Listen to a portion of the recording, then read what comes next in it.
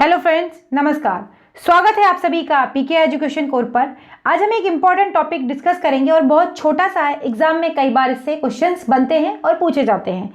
Article 370 क्या है in constitution of India और 35A को थोड़ा सा जानेंगे। देखिए, आर्टिकल 370 अब हम सभी जानते हैं कि ये समाप्त हो चुका है, तो इसके बारे में थोड़ा सा जान लेते हैं कि क्या ये आर्टिकल था।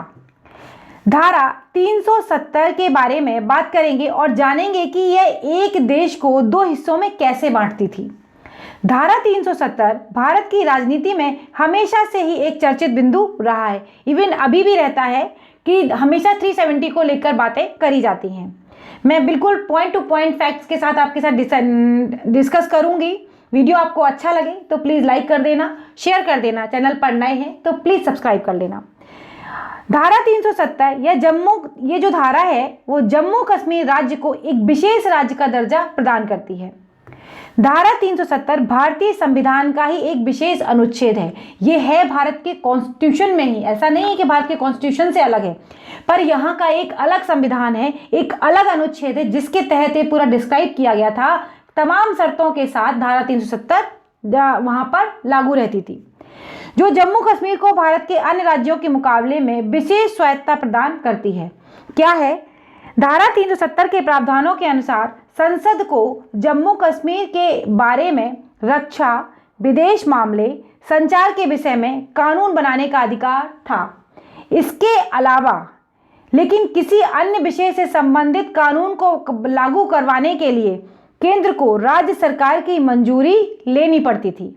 केवल बात करी जाए तो सिर्फ रक्षा की, विदेशी मामले और संचार के विषय में, बाकी सारी की जो भी कानून लागू होंगे वो सब स्टेट की परमिशन से ही लागू होंगे।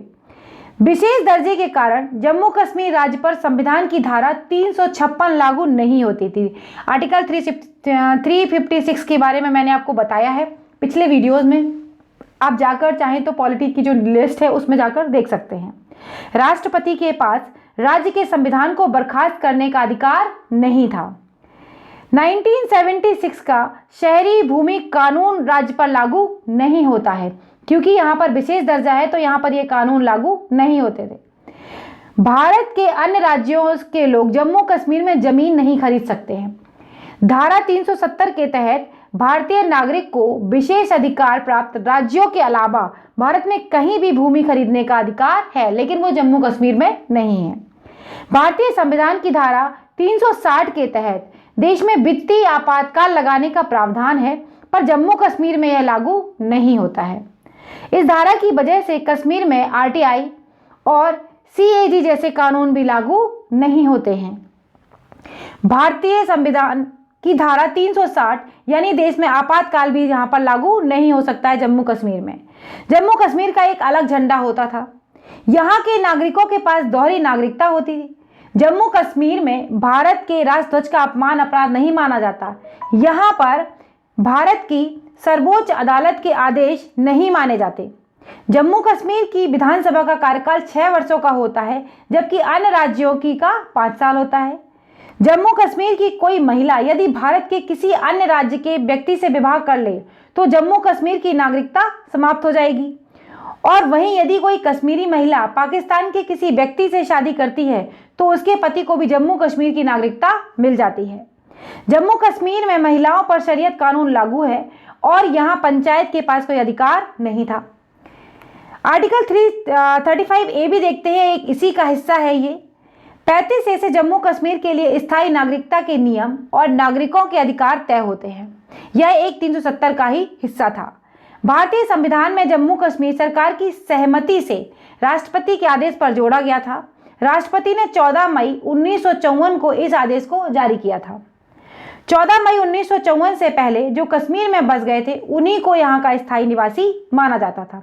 ये अनुच्छेद 370 में समय के साथ कई बदलाव भी हुए हैं। 1965 में यहाँ राज्यपाल और मुख्यमंत्री नहीं होता था, उसकी जगह पर सदर रियासत और प्रधानमंत्री होता था।